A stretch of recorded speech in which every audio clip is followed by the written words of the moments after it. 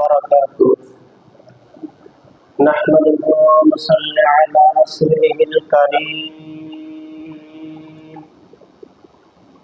أما بعد فقد قال الله تعالى في كلامه المجيد والفرقان الحميد أعوذ بالله من الشيطان الرجيم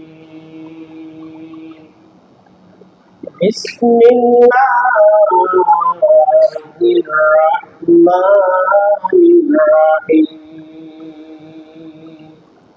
قل إن كنتم تحبون الله فاتبعوني يحببكم الله ويغفر لكم ذنوبكم والله غفور رحيم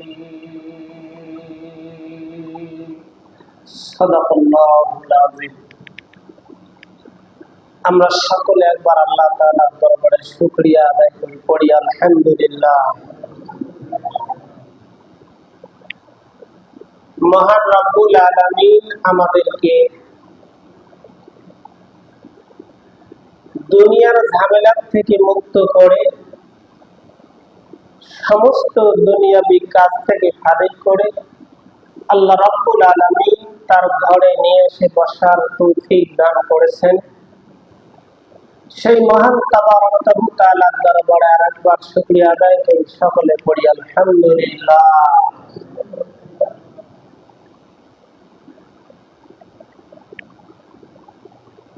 আমরা সকলে বিশ্ব নবীর শানে দরুদ পড়ি সাল্লাল্লাহু আলাইহি ওয়াসাল্লাম। সংক্ষিপ্ত আলোচনা। আল্লাহ রাব্বুল আলামিন মানুষকে সৃষ্টি করেছেন, এর জন্য মানুষের সুবাদে, মানুষের সৌজন্যে, মানুষের মঙ্গলের জন্য আল্লাহ রাব্বুল আলামিন কোরআনুল কারীম নামক কিতাব নাজিল করেছেন। সে সঙ্গে মানুষের জন্য আরেকটা জিনিস আল্লাহ দিলেন, একজন নবী আল্লাহ দান করে দিলেন। তো নবীজি কেমন নবীকে আল্লাহ আমাদের জন্য উপহার দিলেন, এই সম্পর্কে একটু আলোচনা করব ইনশাআল্লাহ। তো বিশ্ব নবীজি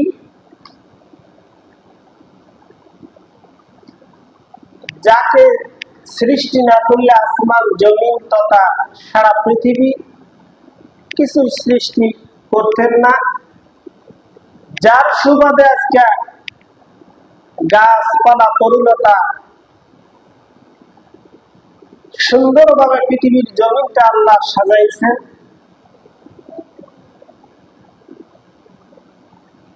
সেই নবীজির আমরা উম্মত, যার হাতে আটখানা জান্নাতের চাবি জমা,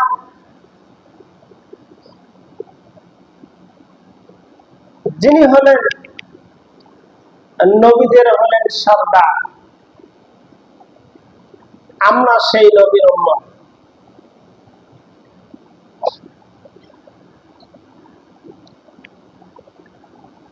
বিশ্ব নবীর কথা আল্লাহ রাব্বুল আলামিন কোরআনুল কারীম দিয়ে আল্লাহ জানাই দিয়েছেন।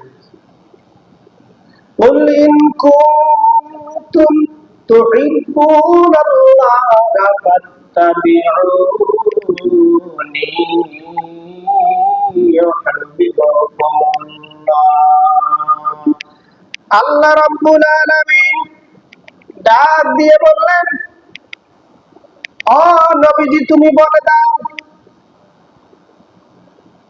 আমি আল্লাহর ভালোবাসা যদি পেতে চাই, আমার বান্দা বান্দি যদি আমাকে পেতে চায়, আমার ভালোবাসা যদি চায়, আমি আল্লাহ রাব্বুল আলামিন ঘোষণা করলাম তুমি জানায় দাও আমার নবীকে যেন সেই বান্দা বান্দি ভালোবাসে, মহব্বত করে, পৃথিবীর জমিনের মধ্যে যেই বান্দা বান্দি আমার নবীকে ভালোবাসতে পারবে, মহব্বত করবে, আমি আল্লাহ রাব্বুল আলামিন তাকে আমার ভালোবাসা আমি দান করে দেব।